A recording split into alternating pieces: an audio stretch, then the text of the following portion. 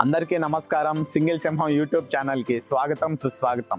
రాజమౌళి తీస్తున్న Varanasi cinema hit అయితే మహేష్ బాబుకు 250 కోట్ల వరకు వస్తాయని అంచనా. ఇది విని కొందరు మేధావులు గుండెలు బాదుకుంటారు. వాళ్ళు చేసే మొదటి వాదన, కోట్లాది మంది పేదరికంలో ఉంటే కొందరి దగ్గరే ఇంత సంపాదన ఉండటం అన్యాయం అంటారు. వాళ్ళ రెండవ వాదన, ఈ ధనవంతుల దగ్గర ఉన్న సంపద లాక్కొని పేద ప్రజలకు పంచాలంటారు. ఫర్ ఎగ్జాంపుల్ రాబిన్ హుడ్ లాగా. ఈ వాదన ఎందుకు తప్పో ఇప్పుడు చెప్తాను చూడండి.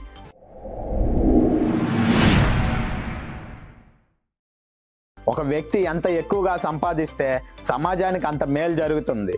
ఇదేం పిచ్చి లాజిక్ అనుకుంటున్నారా? కాస్త ఓపికగా వినండి. మీ ఆఫీస్ క్యాంటీన్లో భోజనం 50 రూపాయలు. ఇంటి నుంచి భోజనం తెచ్చుకోవడం కన్నా ఆఫీస్లోనే తింటే కలిసి వస్తుంది. అదే ఆఫీస్ క్యాంటీన్లో భోజనం 500 అయితే ఇంటి నుంచే తెచ్చుకుంటారు, ఎందుకంటే ఖర్చు తగ్గుతుంది.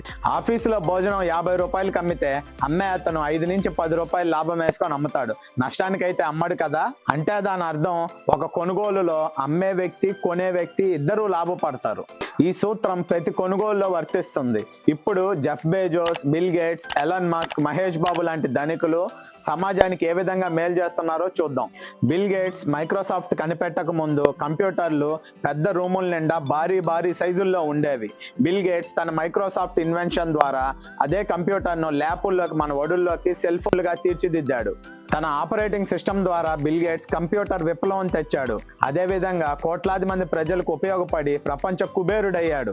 తన మైక్రోసాఫ్ట్ ద్వారా 2 లక్షల నుంచి 3 లక్షల ఉద్యోగాలు ఇచ్చాడు. ఎలన్ మస్క్ పెట్రోల్, డీజిల్ కార్ల ప్రపంచంలో ఎలక్ట్రికల్ విప్లవం తీసుకొని వచ్చాడు. ఎలక్ట్రికల్ కార్ల ద్వారా పెట్రోల్ లేకుండా ఎలక్ట్రిసిటీతోనే బండ్లు నడిచే విధంగా తయారు చేశాడు. అలానే తన రాకెట్ సంస్థ స్పేస్ ఎక్స్ ద్వారా ఉపగ్రహాలను చవకగా స్పేస్ లోకి పంపుతున్నాడు. కోట్లాది మందికి ఉపయోగపడి ప్రపంచ సంపన్నుడయ్యాడు. ఆ క్రమంలో 1.5 లక్ష ఉద్యోగాలు సృష్టించాడు. మాల్స్, సూపర్ మార్కెట్లకు వెళ్లి షాపింగ్ చేసే శ్రమ తగ్గించి ఒక బటన్ నొక్కితేనే మన ఇంటికి సామాన్లు తీసుకొచ్చే విధంగా మార్కెటింగ్ లో ఒక విప్లవాన్ని తీసుకొచ్చాడు జెఫ్ బెజోస్. ఈ క్రమంలో సాక్షాత్తు 15 లక్షల ఉద్యోగాలు జెఫ్ బెజోస్ తన అమెజాన్ ద్వారా ఇచ్చాడు. ఎస్, మీరు విన్నది నిజమే. 15 లక్షల ఉద్యోగాలు అమెజాన్ లో రకరకాల సర్వీసెస్ ద్వారా జెఫ్ బెజోస్ ఇచ్చాడు. ఇప్పుడు నేను చెప్పిన వాళ్ళందరూ మన జీవితంలో విప్లవాత్మకమైన మార్పుల్ని తీసుకొని వచ్చారు. అలానే మహేష్ బాబు తీస్తున్న సినిమా హిట్ అయితే నార్మల్ గా 2 కోట్ల నుంచి 4 కోట్ల మంది చూస్తారు. అదే విధంగా రాజమౌళి బ్రాండ్ కూడా యాడ్ అయితే 20 నుంచి 30 కోట్ల జనాభా చూస్తారని ఒక అంచనా. అంతమందికి వినోదం పంచిన ఈ సినిమాలో ముఖ్య పాత్ర పోషించిన మహేష్ బాబుకి 200 కోట్లు రావడంలో ఆశ్చర్యం ఏముంది? ప్రేక్షకుడు తన 150 రూపాయలతో టికెట్ కొని వినోదం వస్తేనే సినిమాలు చూస్తాడు కదా. ఇదే మన మహేష్ బాబు మాటల్లో చెప్పాలంటే, ఎన్ని సినిమాలు తీసామన్నది కాదనయ్య, ఎంతమందిని ఎంటర్టైన్ చేసామన్నదే పాయింట్. ఎప్పుడు వచ్చాను కాదనయ్య, బుల్లెట్ దిగిందా లేదా?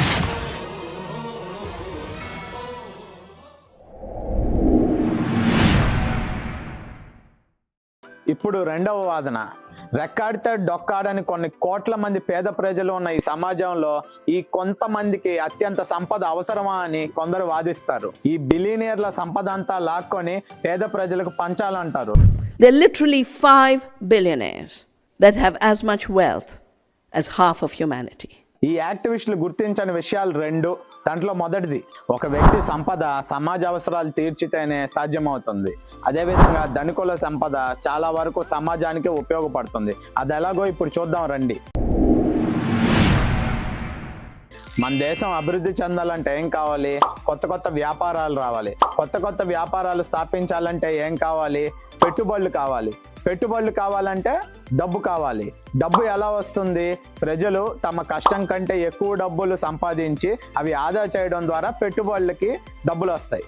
అలా ఆదా చేసిన డబ్బే వ్యాపారాల్లో పెట్టుబడి అవుతుంది. అలా తమ అవసరాలకు మించి డబ్బులు సంపాదించే ఆ ధనికుల సంపదే ఈ దేశ సమాజ అభివృద్ధికి అవసరమైన ముఖ్య ఇంధనం. Elon Musk, Jeff Bezos, mark Zuckerberg, Warren Buffett లాంటి ప్రపంచ కుబేరులు తమ డబ్బులను ఎక్కడ దాచిపెడతారు?